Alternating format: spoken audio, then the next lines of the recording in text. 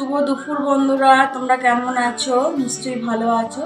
আজকে শনিবার, চলো দেখাই তোমাদের কি কি রান্না করেছি। আজকে আর নিরামিষ করিনি, আঁশি হয়েছে।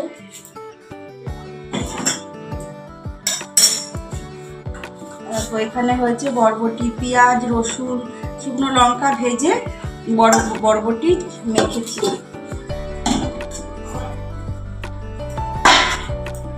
আর এখানে হয়েছে বেগুন, পেঁপে, কুমড়ো, আলু সব দিয়ে একটা তরকারি হয়েছে।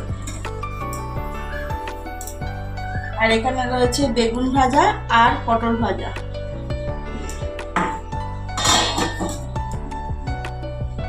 আর এখানে হচ্ছে বোয়াল মাছ, পেঁয়াজ, রসুন, লঙ্কা সব দিয়ে হাতে মেখে পাতুরি টাইপের করেছি।